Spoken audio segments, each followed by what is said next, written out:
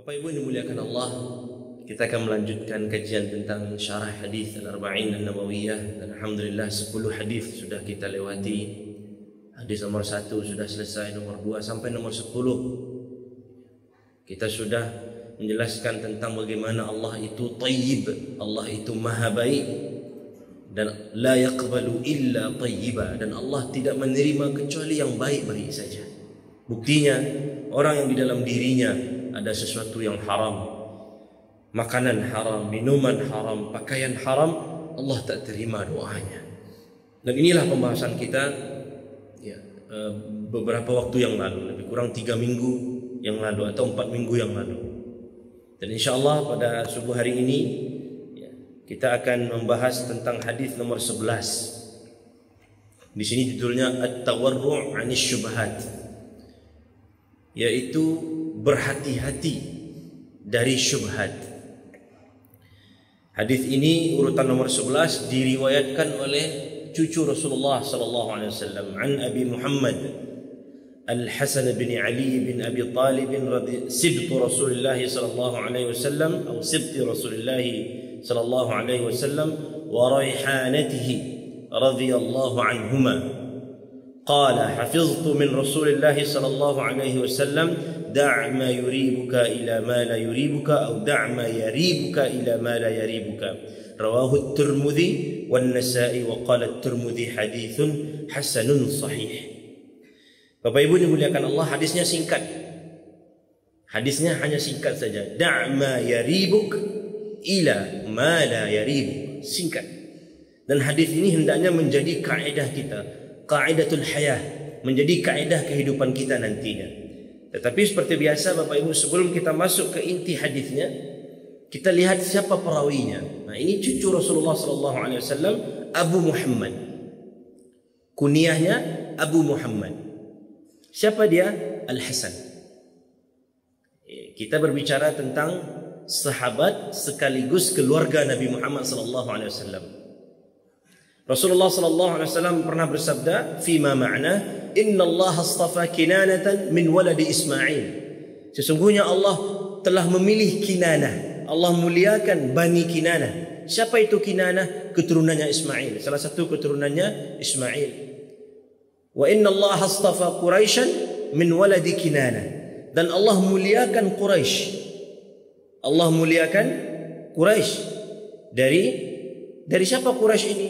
Keturunannya Kinanah. Dan Allah Subhanahu wa taala, wa inna Allah astafa Bani Hashim min Quraisy. Dari Quraisy itu, dari suku Quraisy ada namanya Bani Hashim. Bani Hashim ini dimuliakan oleh Allah Subhanahu wa taala. Wa inna Allah astafani min Bani Hashim. Lalu kata Rasulullah, dan Allah muliakan saya, dan saya adalah dari Bani Hashim. Nah, ini sekarang kita akan cerita tentang keluarga Rasulullah, karena perawi hadis yang singkat ini adalah cucu Rasulullah. Bahkan dalam hadis ini dikatakan wa raihanatuhu. Apa itu raihanah? Anak kesayangan Nabi Muhammad sallallahu alaihi wasallam. Dan dalam bahasa Arab Bapak Ibu, kadang cucu itu juga disebut anak. Suatu kali Rasulullah SAW naik ke mimbar bersama Al-Hasan, dan Al-Hasan bin Ali ini masih kecil. Diriwayatkan ketika Rasulullah meninggal, usia Hasan bin Ali ini 7 tahun saja. Ada yang mengatakan 8, ada yang mengatakan 10. Masih muda. Lalu Rasulullah naik mimbar membawa Al-Hasan bin Ali bin Abi Talib. Apa kata Rasulullah SAW?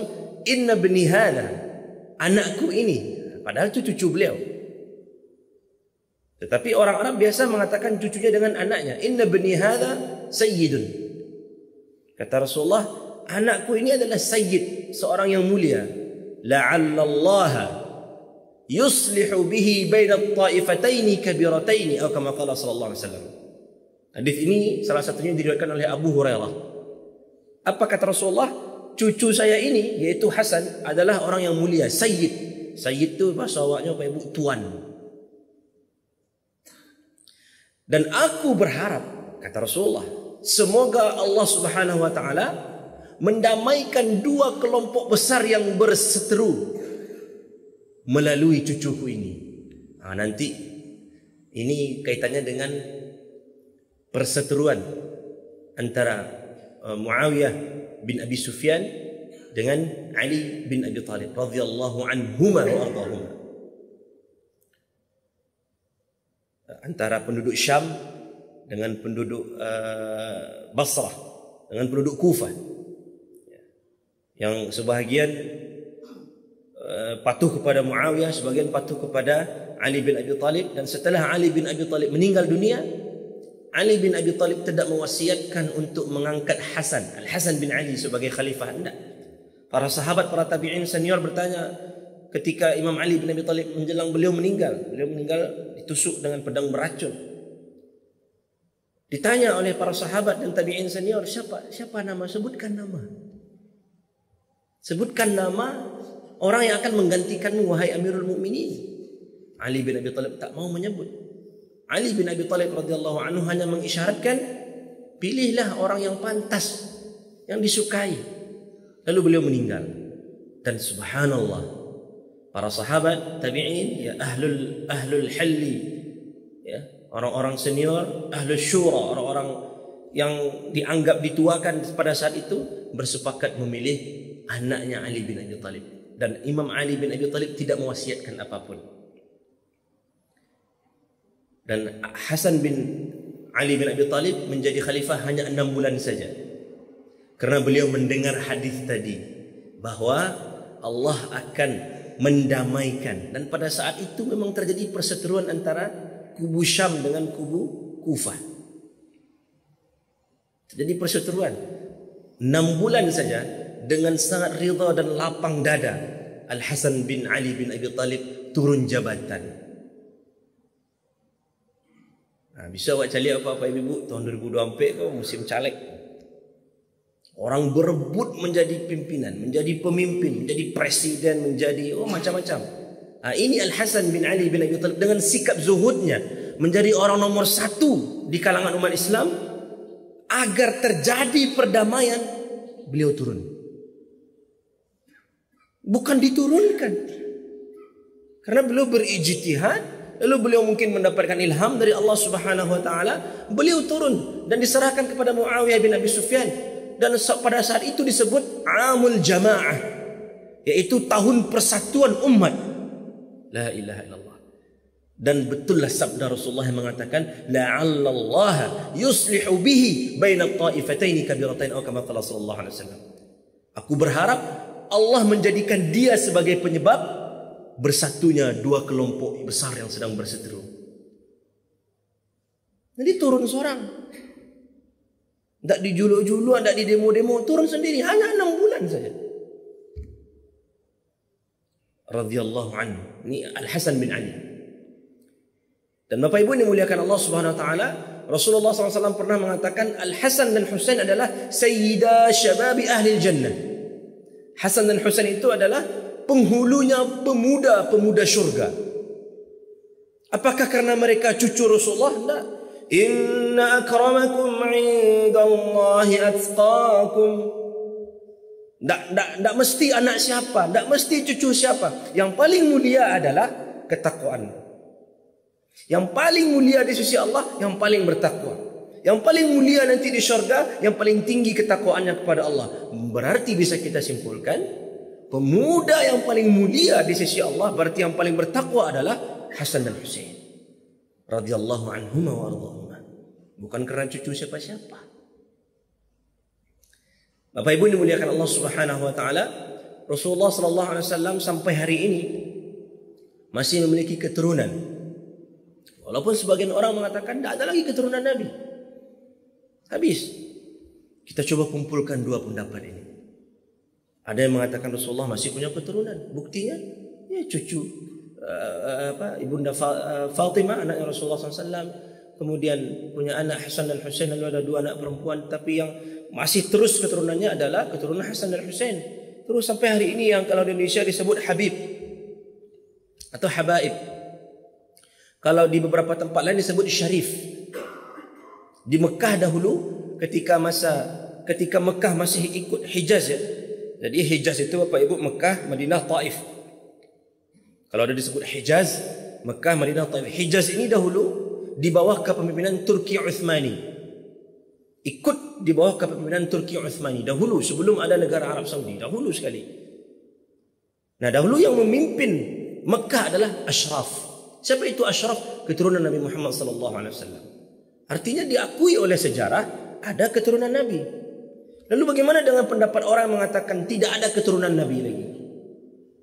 Bisa dibenarkan dari satu sisi bisa. Bagaimana caranya? Tidak ada lagi keturunan Nabi dari anak laki-laki. Iya. Bisa. Karena cucu Rasulullah itu semuanya adalah asbat, sibtu. Dalam hadis ini juga dikatakan an Abi Muhammad Al-Hasan bin Ali bin Abi Talib sibtu Rasulullah. Apa arti sibtu itu Bapak Ibu? Dalam bahasa Arab ada dua kata yang bermakna cucu.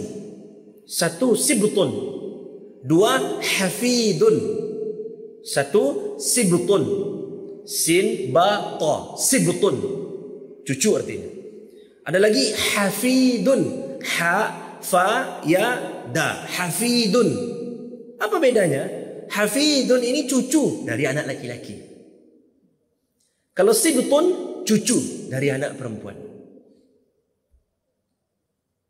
Jadi Husain itu sibtu Rasulullah sallallahu alaihi wasallam. Jadi ndak lo basi tangka masih ada keturunan Nabi, ndak ada oleh masih ada.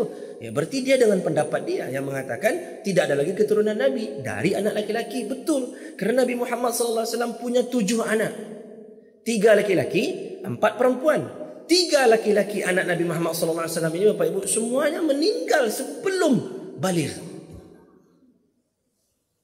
Ya, sebelum baligh. Tentu sudah pernah kita singgung salah satu hikmahnya. Ya, salah satu hikmahnya wallahu a'lam. Ya, cuma ini para ulama mencoba supaya tidak ada dinasti dalam agama kita ini. Allahu a'lam. Mungkin saja kalau sekiranya salah satu anak Rasulullah yang laki-laki ada Al-Qasim, Abdullah, Ibrahim. Ini 3 anak laki-laki Rasulullah. Al-Qasim, Abdullah, Ibrahim. Kalaulah mungkin salah satu masih hidup saat Rasulullah meninggal, mungkin Abu Bakar agak sagan menjadi pengganti Rasulullah. Aduh anak Nabi mengalu ambo. Mungkin Allahu a'lam bissawab. Al-ilmu 'indallah. Tetapi Bapak Ibu dimuliakan Allah Subhanahu wa taala, ini yang menjadi fakta sejarah. 3 anak laki-laki Rasulullah meninggal semuanya. Lalu ada 4 anak perempuan Rasulullah SAW. Yang pertama Zainab, menikah punya anak tapi tidak sampai banyak, putus keturunannya. Kemudian Ruqayyah. Ini Ruqayyah ini dinikahi oleh siapa? Oleh Uthman bin Affan. Jadi Uthman bin Affan itu adalah sahabat Nabi, juga menantu Nabi Muhammad. Istri pertama Uthman bin Affan Ruqayyah, lalu tidak punya anak dan meninggal. Setelah Ruqayyah meninggal, Uthman bin Affan menikah dengan Ummu Kulthum. Makanya Uthman bin Affan diberi gelar oleh para sahabat Dzun Nurain, seseorang yang memiliki 2 cahaya. Batu 2 anak Nabi dia. Itulah yang sekarang dihujat oleh kaum Syiah. Orang Syiah itu benci betul dengan Uthman bin Affan. Padahal Rasulullah SAW pernah dalam riwayat dikatakan, kok ada anak mucik lepas dusi yang bahagia ke Uthman. Jadi sudah meninggal Ruqayyah, Ummu Kulthum menikah dengan Uthman bin Affan. Juga tidak nyambung, habis keturunannya. Tinggal Fatimah menikah dengan Ali bin Abi Talib. Punya anak Hasan Husain dan ada lagi 2 anak perempuan. Yang dari 2 anak perempuan ini tidak lahir, artinya tidak berkembang, tinggal dari Hasan dan Husain sampai hari ini. Maka semua orang yang hari ini mengaku keturunan Nabi, ya kita akui saja. Dan tidak ada orang yang bantu Arab keturunan Nabi, Bapak Ibu. Itu harus perhatikannya. Datang orang Arab kemari, oh Habib, tentu lah. Imam Malik bin Anas rahimahullah, mazhabnya imamnya mazhab Malikiyah pernah mengatakan, man intasaba ila Nabi sallallahu alaihi wasallam, barang siapa yang mengaku bernasab kepada Nabi, artinya kakek ambo tu Nabi, buyut ambo tu Nabi Muhammad SAW, padahal tidak batu, maka dia dipenjara, dia dipukul, lalu diumumkan dia sebagai pembohong. Dia tidak sembarangan juga mengaku cucu Nabi. Ada orang bantu Indonesia mana, kakek-kakeknya Indonesia mana, mengaku lo cucu Nabi. Cucu Nabi palsu mungkin tu. Jadi Bapak Ibu dimuliakan Allah SWT, memang ada kebanggaan, kemuliaan. Siapa yang tidak bangga cucunya adalah Nabi terakhir, Nabi rahmatan lil alamin? Siapa yang tidak bangga? Dan Rasulullah SAW pernah bersabda, Udzakirukumullah ahla baiti, kata Rasulullah. Aku ingatkan kalian untuk menghormati keluargaku, kata Rasulullah. Sekarang kita katakan kepada hati kita bahwa kita mencintai keturunan Nabi, tapi dengan cinta yang wajar. Aku agak acok berulang-ulang, Bapak Ibu. Karena sebagian orang hari ini ghulu, berlebihan mencintai keturunan Nabi Muhammad SAW. Bahkan untuk mencintai Nabi pun tidak boleh ghulu, tidak boleh berlebihan. Nabi bukan Tuhan. Sebahagian orang kalau sudah berziarah ke kuburan Nabi Muhammad SAW, karena itu jalannya itu dibuat di Masjid Nabawi. Bapak Ibu kalau pernah umrah, yang belum semoga Allah segerakan, lewat memberi salam ke Nabi, itu kiblat di kanan awak, kuburan Nabi di kiri awak tu. Sebagian orang berdoa menghadap kuburan Nabi, berarti membelakangi kiblat. Mengusap-usap sampai kuburan Nabi di dalam, tidak di situ. Kok ia kan dosa-dosa je. Tak pula ada anjurannya. Mengusap Kaabah pun hanya rukun yamaninya saja. Itu Kaabah, bukan kuburan siapa-siapa, Kaabah. Apalagi kuburan Nabi. Kita mencintai Nabi Muhammad SAW, kita mencintai keturunan Nabi Muhammad SAW, para habaib, para asyraf, tapi sewajarnya Bapak Ibu dimuliakan Allah. Tidak ghulu. Dan tidak semua keturunan Nabi itu maksum. Tidak semua keturunan Nabi itu terlepas dari dosa. Hanya kakek mereka saja yang maksum. Hanya Nabi Muhammad saja yang terjaga dari dosa. Selebihnya tidak. Manusia biasa. Jadi jangan mentang-mentang seorang habib, seorang syarif, lalu bebas berbuat apa-apa. Nah, tidak semua keturunan Nabi itu wali. Dan tidak hanya keturunan Nabi yang bisa menjadi wali. Dan tidak ada satupun orang yang tahu si fulan ini wali. Nah, itu perhatian je. Tapi kau ada hadis tentang wali. Itu kadang agak kari je setiap-setiap. Tentang dua hal itu. Keturunan Nabi, kewalian seseorang. Ini tidak solat Jumat. Maka tidak solat Jumat apa tu? Ini solat Jumat di Mekah. Di Mekah seorang baru selesai solat subuh. Solat Jumat gitu. Ini duduk di kamar. Kamarnya kini tu, ini sedang jalan di kebun kurma di Madinah. La ilaha illallah. Bah bisa menjadi wali dan ditanya. Sebagian orang kadang berdoa, ya Allah, pertemukan saya dalam mimpi dengan Habib Fulan. Kok memang Allah kabulkan doanya? Bapak tidak minta mimpi ketemu dengan kakeknya. Itu kejadian kini Bapak Ibu. Orang lebih mendahulukan perkataan cucu Nabi daripada Nabi Muhammad SAW. Sekali lagi, ya, kita mencintai Nabi dan keturunan beliau SAW. Mencintai. Tetapi dengan cinta yang kadarnya. Apa itu? Cinta kepada makhluk. Ingat Bapak Ibu, cinta kepada makhluk. Baik Nabi Muhammad SAW, beliau makhluk. Cucu-cucu beliau juga makhluk. Bapak Ibu dimuliakan Allah Subhanahu Wa Taala. Hadis ini diriwayatkan oleh Al-Hasan. Ingat tadi Bapak Ibu, ketika Rasulullah meninggal, berapa usia Al-Hasan? Ada yang mengatakan 7 tahun saja. Tapi hadisku luar biasa isinya. Berarti Bapak Ibu, pelajaran pertama sebelum masuk ke teks hadis adalah Rasulullah SAW mengajarkan kita untuk peduli dengan pendidikan anak kecil. Ini Al-Hasan bin Ali diajarkan sebuah kaedah hidup yang luar biasa. Da'ma yaribuka ila ma la yaribuka. Tinggalkan yang ragu, ambil yang yakin. Ketik tu.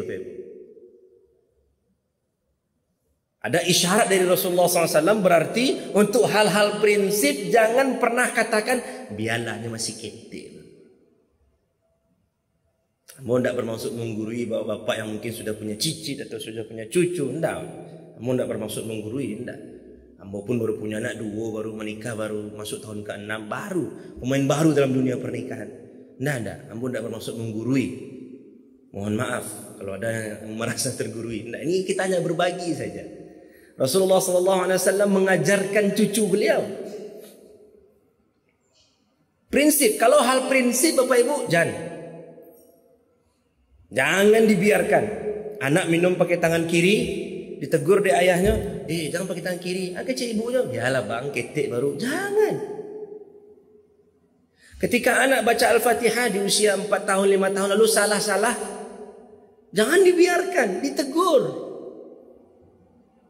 Ditegur, diajarkan begini yang benar. Karena itu prinsip akan dibawanya seumur hidup. Dan selagi yang ingat Bapak Ibu, kalau bisa memang Al-Fatihah itu jangan diajarkan oleh guru rumah tahfiz, tapi oleh ayah dan ibunya. Akan rugi besar ibu dan ayah yang membiarkan Al-Fatihah anaknya diajarkan oleh guru ngajinya. Itu juga ada mana rugi Bapak Ibu. Memang mungkin 1 juz tidak bisa Ambo Ustaz, Ambo pun tidak hafal atau Ambo sibuk 2 juz, tapi setidaknya Al-Fatihah ya kita yang mengajarkan anak kita. Karena itu akan dibacanya 70 tahun umur anak awak, 70 tahun tu anggaplah dia mulai solat umur 15 tahun. Itu 55 tahun dia membaca Al-Fatihah terus, dia mengajar, kasih pahalanya turun, kapak jamaknya. Maka Bapak Ibu dimuliakan Allah Subhanahu wa taala, pendidikan anak kecil sangat penting dan sayangnya itu yang menjadi kekecewaan kita. Majlis taklim untuk anak kecil itu hanya sekali setahun, pesantren Ramadan. Kini ada wirid remaja, SMP, SMA, anak SD mah didikan subuh, ya itu sekali seminggu. Tapi jadilah. Maka perlu kita serius untuk mendidik anak-anak kecil. Ya, seorang ulama mengatakan susahnya kita hari ini, banyaknya kita curhat tentang remaja hari ini karena kita biarkan dahulu masa kecil mereka. Jadi sebelum kita susah mengobati remaja, kita ajarkan di waktu kecilnya. Supaya remaja rajin ke masjid, acok-acok bawa ketika masih kecil. Insya-Allah ni anak-anak kecil datang ke masjid. Ini luar biasa perjuangan bapak-bapak yang membawa anak-anak, ngantuk-ngantuk anaknya, kadang tendang-tendang apanya, tidak mau masuk masjid, dibawanya juga. Supaya nanti sudah usia balik, tak panik-panik awak main boleh. Kadang nyuruh ingin awak, lah pak masjid leh. Dari kecil. Nanti kalau masuk pula hadis Ibnu Abbas juga masih kecil diajarkan Nabi Muhammad SAW. Lalu kata Rasulullah kepada seorang cucu yang masih kecil, da'ma yaribuka ila ma la yaribuka. Tinggalkan yang ragu, ambil yang yakin. Bapak Ibu dimuliakan Allah Subhanahu wa taala, ada 3 pelajaran penting saja dari hadis ini. Karena hadisnya singkat. Yang pertama adalah ada sebuah kaedah yang mengatakan al-yaqin la yazulu bisyak. Ini kaedah fikih penting sekali Bapak Ibu. Sesuatu yang dibangun di atas keyakinan itu tidak bisa dirobohkan dengan keraguan-raguan. Contoh, ambo lah bauduk tadi. Ambo yakin benar lah bauduk, yakin. Lalu datang keraguan-raguan, apa itu? Lah batal atau alun. Sebagian orang mungkin merasakan ini. Duduk di masjid dari maghrib sampai isya, lalu azan isya, Allahu akbar, Allahu akbar. Ambo lah batal atau alun ya. Awaklah yakin wuduk tadi. Lalu muncul keraguan-raguan, sudah batal atau belum. Batal atau belum ini ragu. Sudah berwudu ini yakin. Maka ragu tidak bisa menghancurkan yang yakin. Ini yang hancur dengan sendirinya. Berarti kalau awak ragunya ala wudu atau alun, awak yakin kok ala wudu tadi? Yakin. Ambil yang yakin. Da'ma yaribuka ila ma la yaribuka. Berarti awak masih wudu tu. Beda cerita dengan awaklah yakin batal wudu lah, buang angin lah tadangalo dek kawan. Lah buang angin awak. Tiba-tiba saja azan. Lalu awak fikir, ambolah wudu atau alun ya? Awak yakin tadilah buang angin, sudah batal wudu, yakin. Sekarang ragu, sudah wudu atau belum? Maka keraguan ini tidak bisa membatalkan keyakinan bahwa kita tadi sudah batal wudu. keraguan-raguan sudah berwudu atau belum tidak bisa membatalkan keyakinan bahwa tadi kita sudah batal wudu. Berarti awak alun berwudu itu. Ambil keyakinan itu. Da' ma yaribuka ila ma la yaribuka, menghasilkan kaedah al-yaqin la yazulu bisyak. Dan yang kedua, Bapak Ibu dimuliakan Allah, pelajarannya adalah ada dua keraguan yang tidak boleh kita respon. Ini keraguan pun datang dari syaitan, Bapak Ibu. Was-was namanya. Yang pertama adalah keraguan setelah ibadah selesai. Lah selesai berwudu awak, lah naik tangga, Bapak Ibu, kusiku lah basah. Jangan dihiraukan, masuk masjid. Kalau sudah selesai ibadahnya, sudah sempurna, itu kan setan tuh hanya gaduh, Bapak Ibu. Kadang ada orang masuk kamar mandi untuk berwudu sebelum azan, keluar kamar mandi dengan keluarnya orang selesai sholat. Berwudu dah selesai, kualun lagi. Aduh siang alun, Pak. Tak sudah alasan saya orang sembahyang baru selesai wudu. Padahal masuk tempat wudu sebelum azan. Jadi kalau sudah selesai ibadahnya, jangan dihiraukan keraguan yang datang. Jadi kaedahnya adalah keraguan yang datang setelah ibadah selesai tidak dianggap. Dah selesai sembahyang, seorang Assalamualaikum warahmatullahi wabarakatuh. Assalamualaikum. Tadi itu 3 atau 4 rakaat ya. Tak boleh, jangan dihiraukan. Kalau sudah selesai ibadahnya. Dan yang kedua, keraguan yang jangan dihiraukan adalah keraguan yang datang dari orang yang punya penyakit ragu, Pak. Ada orang kau yang memangnya alah karena penyakit ragu. Jadi nyoba tanya kau, tadi ambo solat 3 atau 4 ya. Harusnya Bapak Ibu dimuliakan Allah, di dalam hadis Rasulullah mengatakan, barang siapa yang ragu di antara kalian dia solat 3 atau 4, maka putuskanlah yang yakin. Maya yakin tu 3, harusnya disebut kayaknya 3. Tapi dia awak tahu ikut tiap hari bertanya. Jangan dihiraukan keraguannya. Sabut salah, ampe dah selesai sembahyang tu. Ambo tawaf tadi 6 atau 5 yo. 6 cik le tu sudah. Jangan dianggap, jangan digubris keraguan pada dua kondisi ini. Satu, ketika ibadah sudah selesai. 2, keraguan yang datang dari orang yang selalu ragu. Jangan digubris. Dan yang terakhir Bapak Ibu dimuliakan Allah, pelajaran yang bisa kita ambil dari hadis ini adalah hendaknya kita selalu berlindung dari waswasah syaitan. Karena semua bayi yang lahir pasti diganggu oleh syaitan. Bahkan dalam sebuah hadis Rasulullah mengatakan, nangisnya bayi itu karena gangguan syaitan. Nazghatun minasyaitan. Makanya bayi nangis. Kecuali siapa? Ada 2 bayi yang tidak diganggu syaitan saat lahir, yaitu Maryam binti Imran dan anaknya Isa bin Maryam. Ini 2 bayi yang tidak diganggu oleh syaitan saat lahir. Dan semua kita punya qarin. Ada yang membisikkan kepada khair, ketakwaan, ada kepada kefujuran. Maka selalu jangan ada yang merasa selamat dari waswasah syaitan. Dan ingat Bapak Ibu, kenapa Rasulullah suruh da'ma yaribuka, tinggalkan yang ragu-ragu ini? Karena memang biasanya Bapak Ibu kalau sudah mulai dengan keraguan, bertanya, hari kininya dia gubris keraguan-raguannya dalam masalah toharah, bersuci.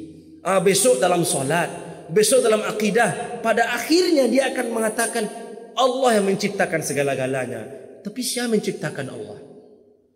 Akan sampai ke sana. Dan syaitan tak akan berhenti sampai kita pada titik itu. Maka jangan pernah gubris keraguan-raguan. Jangan pernah gubris keraguan-raguan. Ya, terakhir dalam sebuah hadis, seorang sahabat pernah curhat kepada Rasulullah SAW. Ya Rasulullah, ambo selalu digaduh dalam solat. Tidak pernah konsentrasi saat solat. Bacaan ambo ketika sebelum solat lancar di murajaah. Tapi lah solat bacaan diganggu syaitan, lupa jumlah rakaat dan seterusnya. Lalu Rasulullah nasihati untuk berlindung kepada Allah dalam solat itu. Ucapkan a'udzubillahi minasyaitonir rajim. Lalu bukan meludah ya. Istilahnya itu Pak Ibu. Ke sebelah kiri itu itu 3 kali. 3 kali. Ya, tentu ini diutamakan saat solat sendirian. Karena kalau kita berjamaah ada imam. Jangan ketika berjamaah lupa cari lawan namanya. Jadi Bapak Ibu dimuliakan Allah Subhanahu wa taala, ada caranya untuk melawan waswasah syaitan. Bahkan Ibnu Qayyim menulis satu buku khusus untuk memberikan tips dan trik melawan waswasah syaitan, Pak. Maka hati-hati. Da'ma yaribuka, tinggalkan yang ragu. Kerjakan yang kita yakin-yakin saja. Allahu a'lam bishawab. Bapak Ibu dimuliakan Allah. Ini saja yang dapat kami sampaikan, sangat sederhana dan sangat singkat. Semoga Allah Subhanahu wa taala berkahi. Kalau ada salah, dan pasti banyak salah, kepada Allah kami mohon ampun. Astaghfirullah, astaghfirullah, astaghfirullah. Kepada kita semua mohon maaf. Assalamualaikum warahmatullahi wabarakatuh.